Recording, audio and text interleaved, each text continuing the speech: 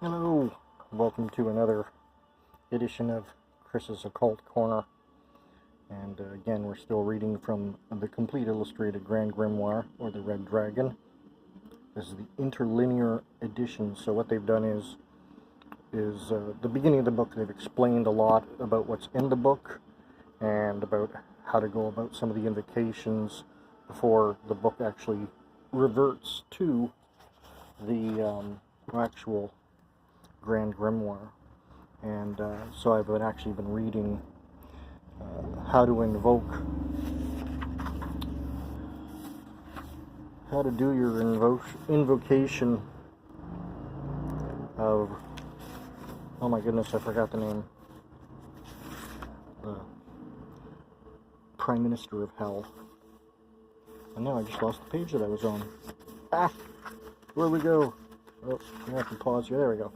Okay, so as I was mentioning last night, like there's a lot of,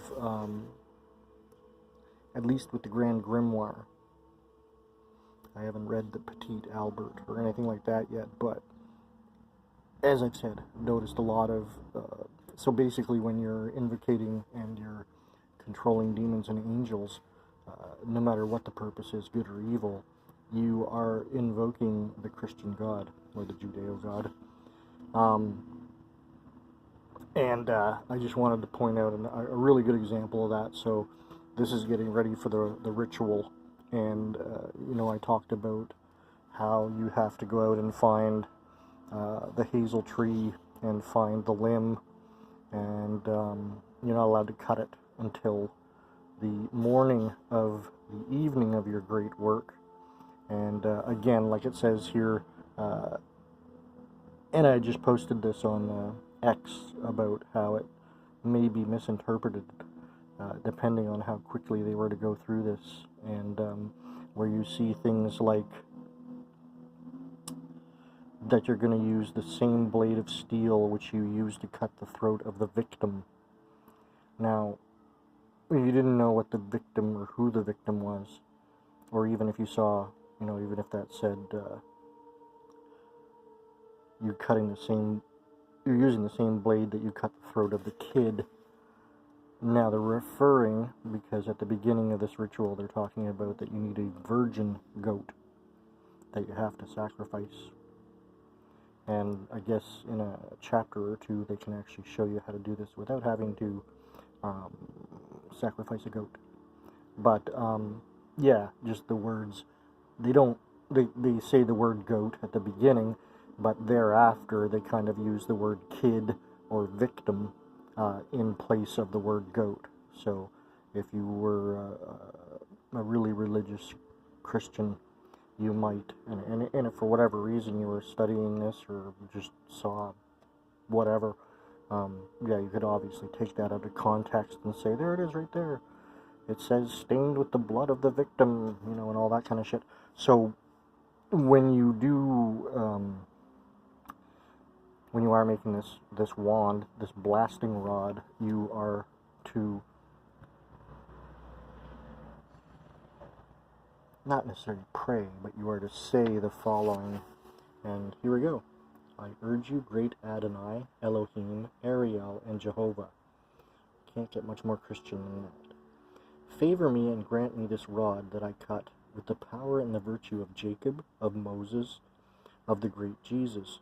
I request you also, O great Adonai, Elohim, Ariel, and Jehovah, contain within this rod all the force of Samson, the righteous wrath of Emmanuel, and the lightning of the great Zarianatmik, who will avenge the injuries of mankind on the great day of judgment. Amen.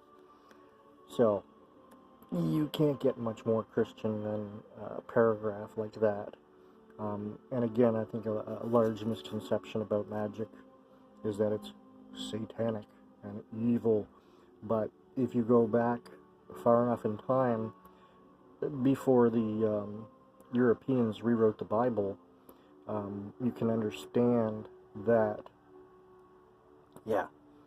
pretty much anybody, unless you're under 25 or over 50, or not at good health, anybody, like a regular regular practicing Christian could easily, with the right stamina and faith and attitude, could easily pull off invocations and incantations, because again, you are calling and invoking demons from hell and angels from heaven, but they are under your control. This is why there's so much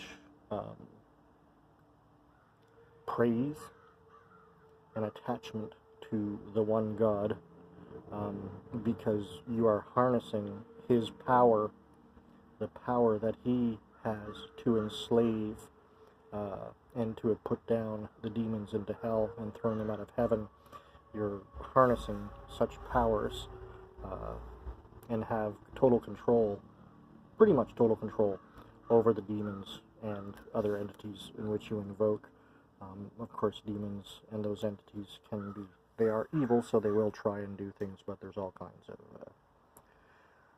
of little tricks, from rings to bloodstones, a bloodstone you're supposed to carry which will protect you.